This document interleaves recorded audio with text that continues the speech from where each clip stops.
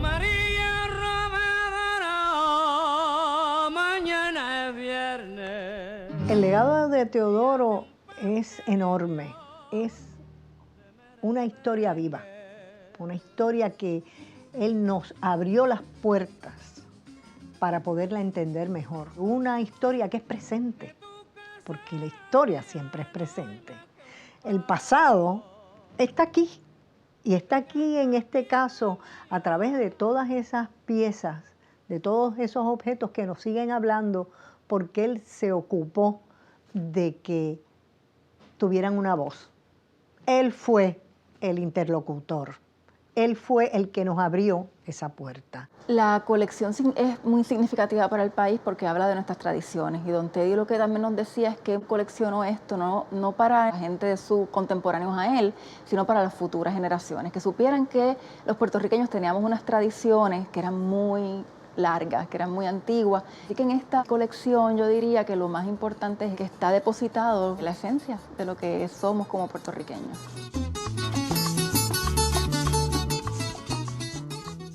Teodoro Vidal nace en el año 23. Lo que nos importa es lo que ha pasado en ese paréntesis, en esa vida larga que fue muy fructífera.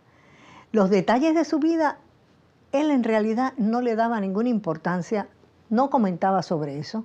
Sabemos que estudió, como su hermano, en la Universidad de Pensilvania, en la escuela de Wharton de Business. Regresa en el 53, tendría casi sus 30 años, y entra a trabajar en Fortaleza como ayudante militar de Luis Muñoz Marín, el gobernador de Puerto Rico, y como jefe de protocolo de Fortaleza. Sus padres mueren siendo joven, primero su mamá, que la amó mucho, y luego su padre cuando estaba en la adolescencia, y lo termina criando una de sus tías, su querida tía Amanda, es quien termina criándolo, y luego se va a Estados Unidos entonces a estudiar en los Estados Unidos su bachillerato en administración, que uno diría, ¿verdad?, don Teodoro, un humanista, pero ¿verdad?, su formación académica es en administración. Luego entonces, cuando el gobierno de Muñoz regresa a Puerto Rico, trabajó un tiempo en fomento industrial acá, y luego entonces trabaja en Fortaleza con don Luis Muñoz Marín como asesor militar, que también siempre me parece que es interesante ese puesto que él tenía, pero sobre todo trabajando con el protocolo que se daba en la Fortaleza y ya en la Fortaleza, de la mano con doña Inés, son ellos un poco a quienes empiezan a transformar lo que es la Fortaleza con todos los elementos y todos los objetos que son puertorriqueños, porque les toca coger una fortaleza que era americana, no venía de gobernadores americanos. La labor de don Teodoro Vidal como autor, como investigador, que son labores que auxiliaron su labor como coleccionista, que de por sí hubiera bastado para hacerlo una persona destacadísima entre nosotros, pero esa labor de documentar su colección, de investigar todo lo concerniente al contexto de las piezas, al momento en que se hicieron las piezas, a la procedencia, a cómo él las adquirió, a dónde están ahora, incluso a su tamaño en muchos casos. Esa es una labor que lo convierte en una persona única en ese sentido en Puerto Rico.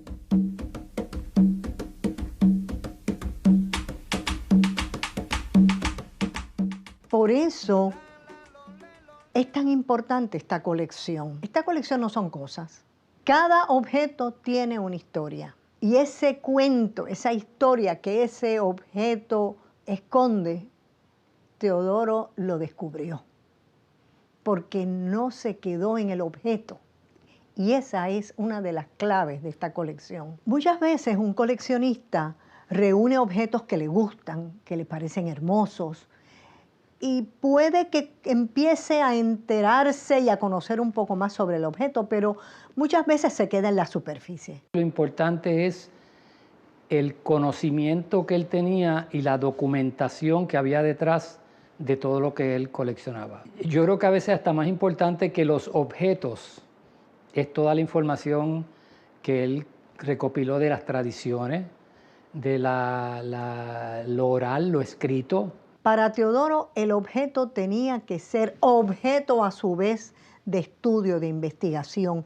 Y ahí tienen ustedes que cualquiera de esas cosas que él reunió, fuera un santo, una pintura, un objeto tejido, un objeto de plata, un milagro o ex voto, cualquiera de esos objetos, él escudriñaba de dónde, cómo, quién, si fue heredado, si se descubrió en algún lugar y no podemos trazarle su origen.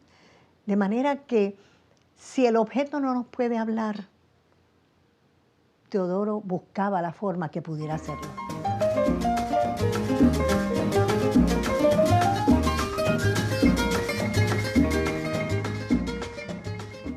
Coleccionar siempre significa buscar en el pasado aquellos objetos que han tenido una significación para la gente del pasado y que por lo tanto nos comunican a nosotros, los de actuales, los contemporáneos, con ese pasado y nos permiten conocer las mentalidades de ese pasado.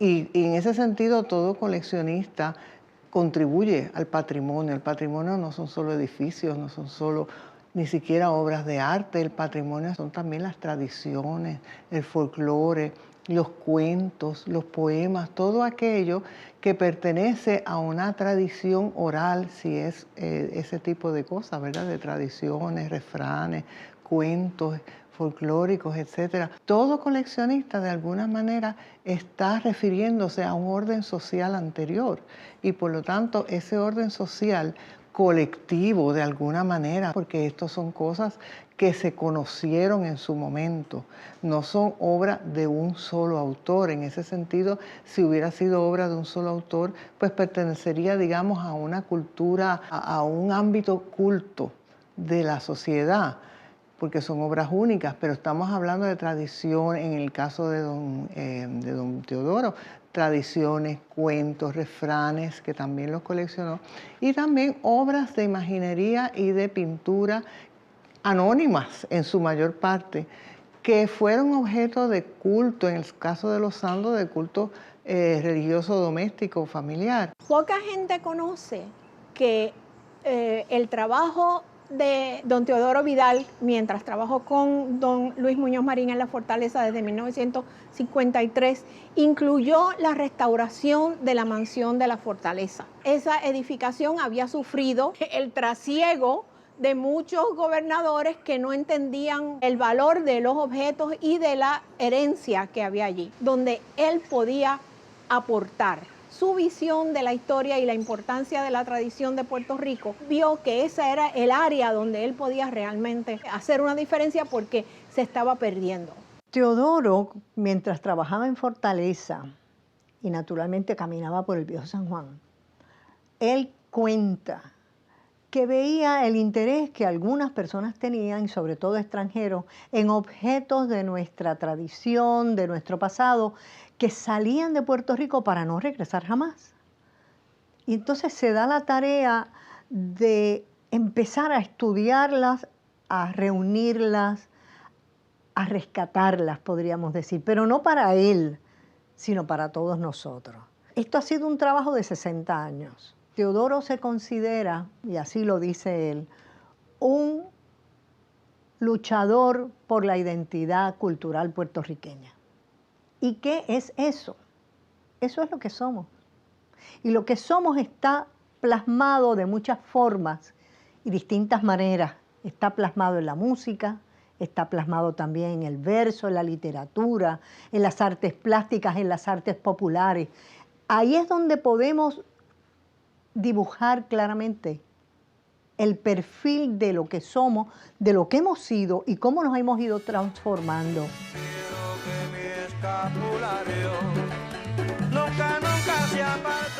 Él tenía mucha admiración por Muñoz Marín, trabajó obviamente de la mano con él. Él dice que él empieza a darse cuenta de estas tradiciones yendo con don Luis a los campos de Puerto Rico. Y ahí es que él se da cuenta de unas tradiciones que se están abandonando por las mismas políticas que estaba imponiendo el gobierno, ¿no? Y él lo decía muy claramente, que de alguna manera que tenía que perdurar. Este es un momento clave en la historia de Puerto Rico y un momento en que el gobierno de Luis Muñoz Marín se está dirigiendo a poner sobre la mesa un nuevo proyecto para este país, que era el proyecto de Operación Serenidad. La Operación Manos a la Obra ya se había encauzado con enormes éxitos, pero había una parte que requería atención y era aquella que es menos tangible, que tiene que ver con el espíritu, que tiene que ver con el enriquecimiento ético, moral, espiritual de la sociedad.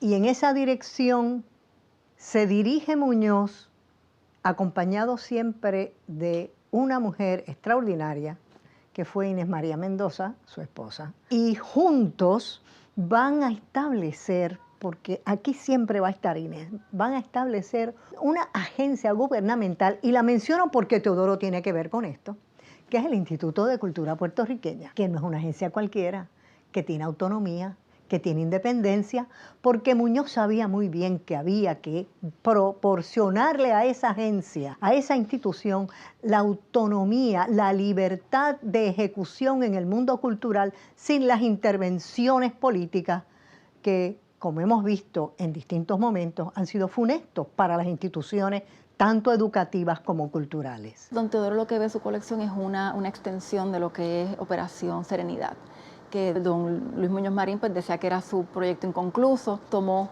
esa batuta entonces de tratar de completar ese proyecto inconcluso de Muñoz.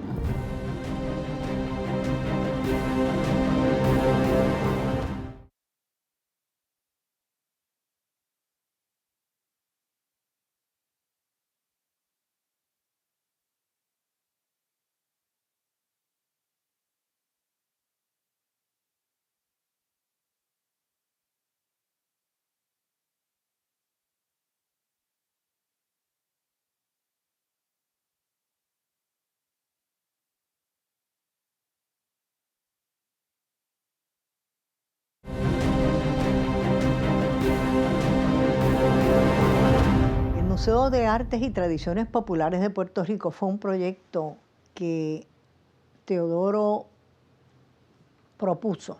Nos invitó a un grupo de amigos a colaborar con él para diseñar cómo debía ser este museo, en el que él donaría todas las piezas, más de 6.000 piezas, para formar, para manifestar, para dar a conocer, para conservar, estudiar, investigar, todo eso que es parte de nuestra historia, de nuestro pasado y de nuestro presente. Y ese proyecto se quedó en papel. Ese proyecto desgraciadamente no fructificó, no encontró el suficiente apoyo gubernamental, porque esto no puede ser labor de un individuo. El individuo ya hizo un trabajo que una institución, prácticamente le hubiera tomado a una institución llevar a cabo, que es reunir toda esa colección. En el 1984 tuve la gran oportunidad de conocer personalmente a Teddy. No me acuerdo si fue Ani Santiago o Tere, que me invitaron a ser miembro de la Junta de Directores del Museo de Artes Populares que se estaba gestando en ese momento. Para mí fue una oportunidad por dos razones particulares. Uno, siempre he sido un apasionado de las artes populares, tanto puertorriqueñas como latinoamericanas. Tenía mi propia colección empezando en esa época. Pero además porque yo estaba preocupado, tenía una preocupación particular por la cultura de museos en Puerto Rico. Como en Puerto Rico no se había logrado, vamos a ponerlo de esta manera, teníamos muchos museos sin paredes y teníamos paredes sin museos. Entonces habían estas grandes colecciones que estaban guardadas, como la propia del Instituto de Cultura, el Ateneo Puertorriqueño y otras colecciones. Casa Candina ya había empezado a formar su colección, que no había dónde exhibirla, no contábamos con ese tipo de museo. El mismo nombre de que don Teddy le da a la colección y a su, ¿verdad?, lo que él quería crear, que era un museo, que es la colección de artes y tradiciones puertorriqueñas. Y un poco, ¿verdad?, lo que puede abarcar lo que son el arte y las tradiciones puertorriqueñas, que es enorme. Así que se dio la oportunidad de poder unir esos dos intereses que yo tenía. Mucha gente se sorprendía de que yo estuviera tan envuelto con empujar ese Museo de Artes Populares cuando mi campo es de las artes contemporáneas y un artista abstracto. Digo, no se puede decir que la cerámica no tiene una conexión con las artes populares, porque la tiene, Pero yo siempre defendí el museo diciendo que yo creía que ese era el museo primero que se debería fundar en Puerto Rico. Ese es el Museo del Pueblo, y si queríamos empezar una cultura seria de museo, debería de empezar con un museo que fuera accesible a todo el pueblo. Yo decía, ir a un museo donde tú te vas a encontrar las cosas que han sido parte de tu familia, de la herencia, de las tradiciones de nosotros, pues yo creo que eso puede empezar a fomentar más fuertemente la cultura de museo. Cuando nos damos cuenta que el proyecto del Museo de Artes y Tradiciones Populares de Puerto Rico se había frustrado, que no tenía el destino que creíamos que debía tener, eso fue un golpe muy duro para Teodoro, porque si él había hecho esta colección era para poderla mostrar y compartir y abrirla para los estudiosos y los investigadores y el pueblo de Puerto Rico en general. Entonces se le acercan del Smithsonian y él decide hacer esa donación. Hay que darse cuenta que en los 80 la experiencia que tenían las personas que mandaban y tomaban las decisiones de lo que era un museo era una sala de exposición. Don Teodoro estaba proponiendo un museo con un edificio donde se iban a llevar a cabo labores de investigación, de archivo, de conservación, de presentación y actividades educativas. Eso no cabía en la mente de las personas que sabían que existían museos en Puerto Rico. El ambiente no era receptivo. Ahora los museos todos tienen curadores, tienen áreas de conservación, tienen programas de educación. Yo quiero aclarar algo muy importante sobre esta donación. Hay personas que no entienden a Teodoro y no entienden lo que es la filantropía. Y no pueden entenderlo porque pues, piensan que tuvo que haber sido una venta y que él recibió cientos de miles de dólares. Y eso es completamente falso. Teodoro Vidal donó las piezas que el Smithsonian seleccionó de su colección y están en los depósitos del Smithsonian. Yo quisiera que estuvieran en Puerto Rico, que no estuvieran allá, pero en ese momento él pensó que para conservarlas, para que estuvieran en buen resguardo, cuidadas, catalogadas, etc., pues decidió donarlas al Smithsonian. Teodoro era un hombre generoso con su país, todo, o sea, todo lo que él hizo fue para podernos regalar a todos nosotros esa colección. Él tenía la vida más austera, de mayor rigor, de no tener un lujo de ninguna especie, Era el hombre más frugal que yo he conocido. Una colección enorme. Piensa en tradición y todo lo que pienses que es una tradición está en la colección. Tiene obviamente pinturas de Campeche, que mucha gente sabe que están ahí, pero tiene otro tipo de pintura, que son las miniaturas hermosas, ¿no? Que él también se dio la tarea a coleccionar y a investigar, un poco como él decía, llenando ese espacio en la historia del arte en Puerto Rico, que se brinca de Campeche a Oyer, sin saber que en el medio, en ese siglo, que pasa entre uno y otro, hubo muchísimos artistas también trabajando el arte en el país. Por ejemplo, los instrumentos musicales que pueden provenir de África, como pueden provenir de las tradiciones indígenas o europeas españolas. Así están el cuatro y el tiple, y luego está la maraca y el güiro, el tambor. O sea que hay una riqueza, pero buscando en ese pasado y buscando en los orígenes, uno se encuentra que Teodoro viajaba bastante. Todos los años él hacía varios viajes. Y uno piensa, ¡ay, qué buena vida se daba! Bueno, sí, ¿no? Para él la buena vida era meterse en el archivo de Segovia, en el archivo militar de Segovia o en el archivo de Madrid, hacer citas previamente para hacer las investigaciones, por ejemplo, sobre los uniformes de los diversos militares, cómo cambiaba ese uniforme, cómo se había definido, cómo era el uniforme del regimiento fijo de Puerto Rico, etc. Tiene fotografías también, tiene toda una colección documental, documentos del siglo XIX, por ejemplo, que él también fue coleccionando, litografía, también una colección antigua de mapas, Tiene también colección de accesorios de la vestimenta, que uno jamás se imaginó que estaba ahí. Y sobre todo la colección de las artes de la aguja, los dechados, que era una de sus partes favoritas de la colección. Los dechados son un pequeño textil, es el producto final de la enseñanza de las niñas, por lo general niñas de clase media alta, donde se le enseñaba las labores de aguja y también de una vez se le enseñaba a leer y a escribir,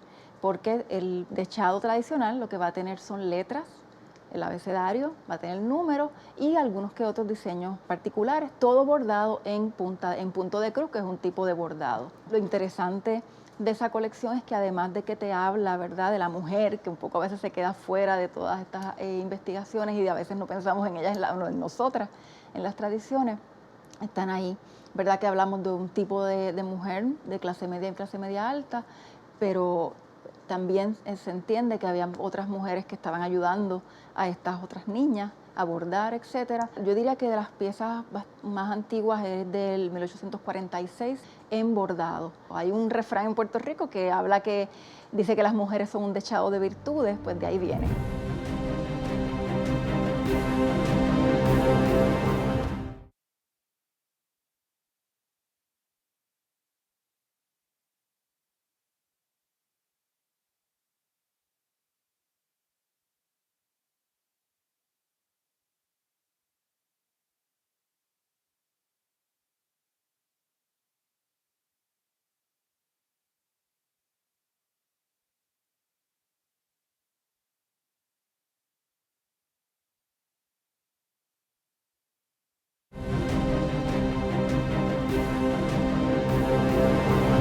Una parte muy importante de su colección son las pinturas de Campeche. Y él colaboró, bueno, esto es muy importante, cuando se funda el Instituto de Cultura Puertorriqueña en el año 1955, Teodoro forma parte de esa primera junta. De esa época yo conozco a Teodoro Vidal porque mi padre también fue miembro de esa primera junta durante 10 años, más o menos el mismo periodo en que Teodoro fue miembro de la Junta de Directores. Y él colaboró con el instituto de muchas formas, pero una de ellas fue y cuando identificaba alguna pintura de Campeche que estaba fuera del país, hacía las gestiones para que el instituto pudiera adquirir esa pieza. Y así se adquirieron varias. Posteriormente, él adquirió en Venezuela, en la República Dominicana, incluso en Londres, en un anticuario en Londres, algunas obras de Campeche. Gracias a Dios algunas están en Puerto Rico, otras se fueron a Washington, al Smithsonian. La colección de los santos es tan amplia y todo lo relacionado a la cosa religiosa es tan amplia, porque hay que pensar que antes del fines del siglo XIX, la institucionalidad que regía la vida de la mayor parte de Puerto Rico era la iglesia, no era el gobierno. El gobierno estaba instituido en San Juan, que era una ciudad murada. Lo que había era allí ejército, gobierno y una muralla que lo alejaba de toda la ciudad. ¿Quién era la institución que regía la vida? Desde que tú nacías, que te bautizaban, hasta que te casabas, si era que tenías los dineros. El santoral te decía el nombre que tú te tenías que poner y las calendas identificaban la Navidad, la Cuaresma, o sea, era la institución que te guiaba, las fiestas patronales. Así es que no es que hay un acento sobre la religiosidad, sino es que la vida estaba institucionalmente regida en esos momentos. No era lo que le daba cohesión institucional a la vida de la gente, era la iglesia.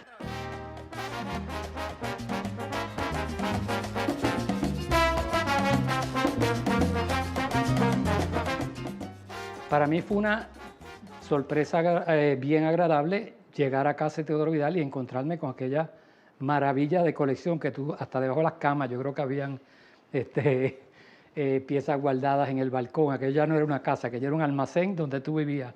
Así que me interesé muchísimo. La otra sorpresa fue encontrarme con Teddy, la persona, no el coleccionista, una persona sumamente amable, apasionado con lo que hacía, un conocimiento increíble. todo lo que hacía. Una de sus virtudes, que hemos mencionado ya varias, pero parte de su personalidad y de su ser lo podemos definir como un caballero. Ese es un término que está pasado de moda. Eso de caballero no tiene posiblemente un sentido como el que puede tener para una persona de mi generación.